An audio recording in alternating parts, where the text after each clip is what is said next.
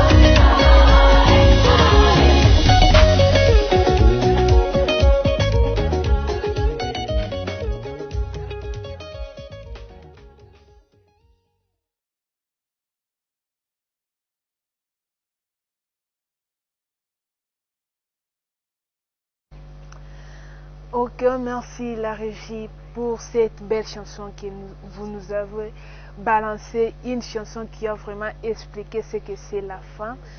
Vraiment, merci beaucoup. Nous allons dire ce qu'est la femme. La femme est une société.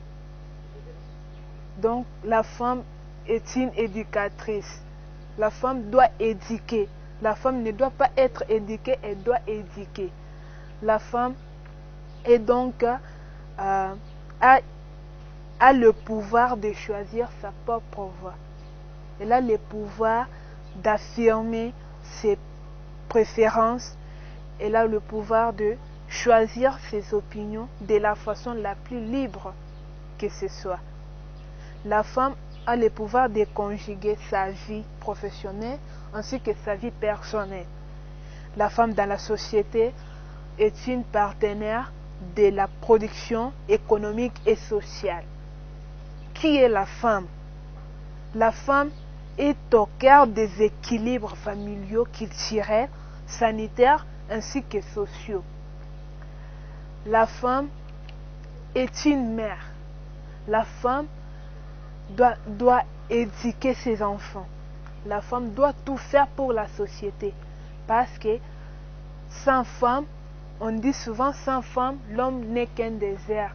Sans femme, l'homme n'est qu'un terrain de soucis. La femme doit tenir ça en compte. La femme doit mettre ça en tête. Elle doit dire, elle ne doit pas laisser tout seulement entre les mains des hommes. La femme doit aussi travailler. La femme doit aussi faire tout ce que les hommes font. Tout ce que les hommes font plutôt. La femme est vraiment la mère. On dit éduquer une femme, c'est éduquer toute une nation. Si on n'éduque pas la femme, la nation ne sera pas vraiment, n'ira pas de l'avant sans que la femme ait une bonne éducation. Sur ce, nous allons parler de nos 3 points que nous avons dit dès le début, que nous allons parler de l'habillement, le comportement et le fainéantisme chez les femmes. Commençons d'abord par l'habillement. Les femmes d'aujourd'hui, vraiment, je n'arrive pas à comprendre comment est l'habillement de femmes. L'habillement de femmes d'aujourd'hui n'est pas décent. La femme ne se respecte pas. La femme ne reconnaît pas ses valeurs en s'habillant. Le corps de la femme est sacré. Le corps de la femme est sacré, mais les femmes se comportent bizarrement avec leur habillement. Elles portent les cinglés qui est considéré comme les sous-vêtements, mais les femmes portent ça pour se promener avec. Tu trouves la femme en culotte, donc elle s'habille vraiment de la façon qui ne plaît pas aux hommes. Or, la femme est la société. La femme est toute une nation. Mais la femme n'arrive pas à reconnaître ses valeurs en s'habillant. Tu trouves une dame qui a donné naissance, qui a même marié ses enfants. Elle se promène en cinglé, mais si elle se rencontre avec ses gens, comme chez nous les Louba, la belle-mère est sacrée. La belle-mère sacrée, elle doit être respectée par ses gens. Mais quand la belle-mère ne se respecte pas en s'habillant, comment ces gens peuvent la respecter? Ces gens ne peuvent pas la respecter parce qu'en voyant d'abord l'habillement de la belle-mère, ce n'est pas digne d'elle. L'habillement de la belle-mère n'est pas digne d'elle. Et les filles d'aujourd'hui, vraiment, avec la mode actuelle, vraiment, c'est pas bon avec les filles. Les filles s'habillent vraiment de façon sexy. Tu trouves la fille, tous les dos de la fille dehors. Les seins de la fille dehors. Pourquoi? Le corps de la femme, c'est sacré. Pourquoi exposer les corps? Les femmes d'aujourd'hui utilisent leur corps comme une marchandise. Montrer les corps, gagner le vie sur les réseaux sociaux, publier les photos avec les corps là dehors, gagner des vies. Vous gagnez quoi? Seulement les vies là. Ça sert à quoi? Vous gagnez des vies, mais votre dignité n'est pas respectée. Votre valeur, vraiment, vous ne respectez pas vous ne reconnaissez pas votre valeur, les femmes. Ce n'est pas digne de vous, les femmes, car vous êtes des éducatrices. Quand vous êtes des éducatrices, vous ne pouvez pas vous habiller de la sorte. Nous allons maintenant développer le deuxième point qui est les comportements. Qui est le comportement. La femme vraiment, pour bien se comporter de nos jours, la femme se comporte de façon vraiment qui ne plaît pas aux gens.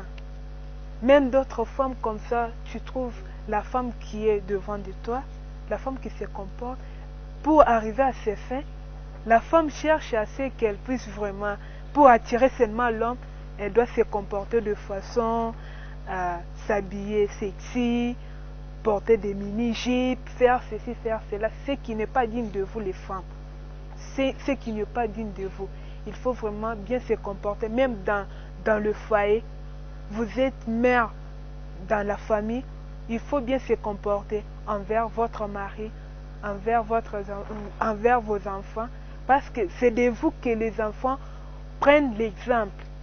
Si par exemple moi je suis fille et que je suis à la maison avec ma mère ne se comporte pas d'une bonne façon. Donc je vais copier ce que ma mère fait. Je vais copier directement. Je commence aussi à faire ce que ma mère fait. Je me comporte comme ma mère. Je m'habille sexy. En route, là, je marche pour attirer les gens. Et si on dit pour être marié, c'est pas seulement s'habiller sexy, faire ceci, faire cela. Non. Si Dieu t'envoie l'homme, il va te marier sans problème. Même si tu ne fais pas beaucoup d'efforts, si seulement Dieu a dit que non, cet homme va t'épouser, il va t'épouser sans problème. Il faut bien se comporter dans la vie. Il ne faut pas dire que parce que l'autre là se comporte comme ça, moi aussi je vais me comporter pareil. Non, c'est pas bien les femmes. Vous êtes la société, se comporter comme ça c'est pas bien. Vous êtes là, il faut aider les pays à aller de l'avant. Éduquer une femme, c'est éduquer toute une nation, je répète. Je répète, éduquer une femme, c'est éduquer toute une nation. Donc, si on n'a pas bien éduqué la femme, la nation ne peut pas avancer. Ne peut pas avancer. On va prendre le troisième point, qui est le fainéantisme chez les femmes. Ça m'étonne. Ça m'étonne vraiment quand je trouve que non, les femmes sont toujours là pour tendre la main vers les hommes. Il faut être indépendante. Il ne faut pas seulement dépendre de l'homme. On réclame toujours 50% chez les hommes, 50% chez les femmes. Mais il y a le fainéantisme chez nous les femmes. Pourquoi? Pourquoi il y a le fainéantisme chez nous les femmes? Il faut travailler. Avant là, tu trouvais la mère qui s'est réveillée tôt, aller au champ, cultiver, s'aimer, récolter, rentrer à la maison pour préparer pour son mari. Elle fait tout, malgré qu'elle part au champ, elle fait tout pour préparer pour son mari, pour que son mari rentre à la maison et trouve que non, il y a à manger, il va manger. Mais les femmes d'aujourd'hui, avec les histoires de chercher les bonnes à la maison, chercher les bonnes à la maison, c'est faire à ce que les femmes puissent devenir vraiment fainéantes, ce qui n'est pas bon. Je conseille des hommes qui sont mariés de ne pas chercher les bonnes. Parce que quand vous cherchez les bonnes vraiment à la maison, votre femme devient fainéante et n'arrive même pas à travailler. Même ses propres habits, la femme n'arrive pas à travailler, à laver ça. Même sa propre douche, elle se lave dans la douche. Elle fait ses besoins dans la douche là, elle fait tout. Mais c'est la bonne qui vient pour laver ça. Et la bonne là, comment elle sait travailler? Elle sait que non, je suis une femme, je dois connaître tous les boulots. Les femmes, on est aussi capable de faire ce que les hommes font. On est aussi capable de le faire. Il ne faut pas être fainéante dans la vie. Il ne faut pas être fainéante. Je vous invite vraiment les femmes d'enlever les esprits, donc l'esprit dans votre tête, là, l'esprit que non, l'homme va tout faire. Non. L'homme ne peut pas tout faire sans l'aide de la femme. Sans l'aide de la femme, l'homme ne peut pas tout faire. Il faut aussi aider la femme. Il faut aider quoi? Aider l'homme. Il faut aider l'homme. Si moi, la femme, je travaille et que mon homme travaille aussi, notre maison sera bien entretenue. Les femmes d'aujourd'hui se réveillent 9 heures. La femme ne sait pas toucher le balai pour balayer la maison. Je ne sais pas toucher les torchons pour torchonner la maison. Pourquoi? Parce que mon mari a de l'argent, il a de l'argent, j'ai la bonne à la maison, elle va tout faire. La bonne là aussi, elle est femme comme toi. Elle est femme comme toi, elle travaille. Comment elle arrive à travailler alors toi tu ne travailles pas? Il faut tout faire. Il faut être aussi en mesure de montrer ses capacités. Être parmi les hommes, avancer ses arguments, donner ses arguments parmi les hommes. Être capable de chercher soi-même les boulots. Pas seulement attendre que non, mon homme là a des relations, il va chercher pour moi les boulots. Non, non, l'homme là va faire pour moi les CV. Non, tu es capable de faire aussi ton CV. Tu es capable de compléter ton dossier, aller chercher aussi du boulot comme les hommes font. Vraiment, les femmes, je vous invite à être vraiment travailleuses, à être vraiment l'exemple de la société. Je vous invite vraiment à enlever l'esprit que vous avez en tête que non, l'homme va tout faire. L'homme va tout faire. Vraiment, nous tirons les rideaux à votre émission qui est Femme de valeur. Je remercie l'équipe technique qui m'a vraiment aidé à réaliser cette émission, entre autres les DG Patrick Feni et les réalisateurs Mike Makemo, sans oublier ma très chère Marie-Jeanne Djipa Bakambilwila et mon très cher père Joseph Batoubeng. Je dis et je vous remercie. Quant à moi, je vous dis bye.